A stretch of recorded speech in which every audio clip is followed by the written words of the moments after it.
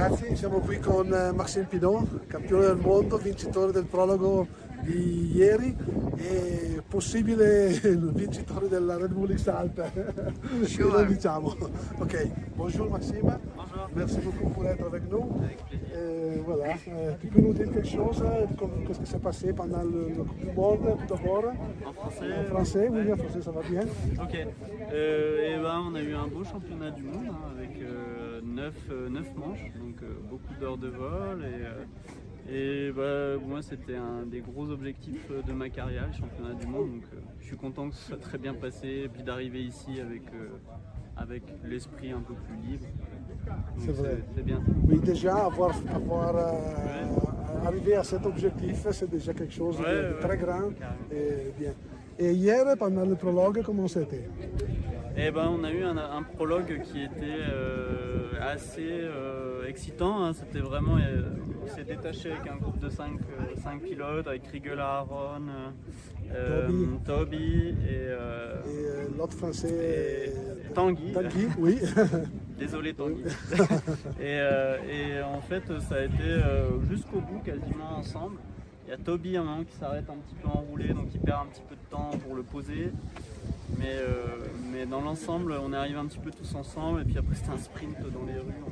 Oui. C'était drôle, mais je suis content d'avoir récupéré le Night Pass, c'est ça qui est intéressant. Oui.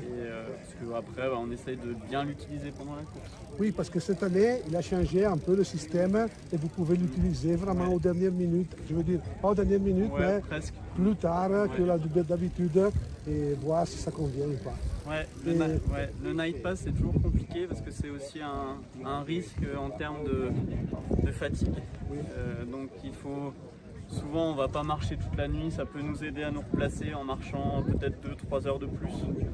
Mais l'utiliser vraiment entièrement c'est vraiment très très risqué parce qu'après la fatigue s'accumule et donc c'est quelque chose qu'il faut utiliser de la bonne manière. Bien sûr, j'ai entendu tout à l'heure à la conférence que tu as dit que pour aller vite, il faut aller doucement. C'est Tom, Tom qui a dit ça. Ah ok, bon. Mais il a raison, des fois il y a des moments où il faut vraiment avancer, il ne faut pas attendre et puis il y a des moments où il faut vraiment prendre le temps de prendre la bonne décision, de réfléchir avec l'équipe.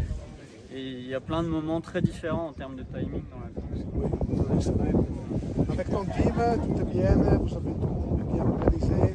On a encore cet après-midi et demain là pour bien organiser. Mais j'ai un team, en fait on est venu un petit peu moins cette année, donc je préfère que ce soit plus efficace, moins de personnes, surtout pour que les responsabilités elles soient claires pour tout le monde et qu'en fait ça roule bien. Il n'y a pas de problème. C'est un peu le même qu'il m'a dit aussi Aaron l'autre jour, il a réduit un peu parce qu'il dit c'est pas la peine d'avoir trop de monde. C'est peut-être. Je pense que je pense que vraiment être un peu moins. On a aussi qu'un véhicule, comme ça au moins. Un seul véhicule. Parce que voilà, ça permet d'avoir toutes les affaires au bon endroit et puis je suis assez persuadé que si vraiment c'est bien organisé, ils seront là dès que je pose. Donc, après il y aura des moments, sûrement je serai un peu plus seul en montagne, mais ça c'est pas grave, c'est aussi le sport. Oui, justement, je voulais te demander ça.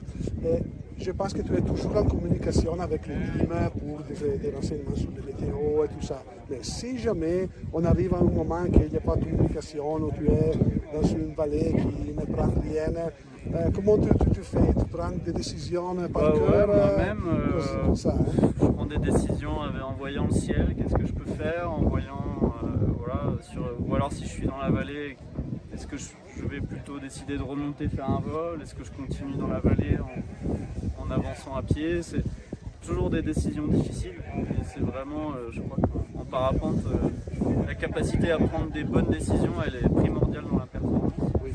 Mais c'est jamais facile. C'est jamais facile. C'est vrai, tout à fait. Bien, merci beaucoup pour être venu avec nous. Et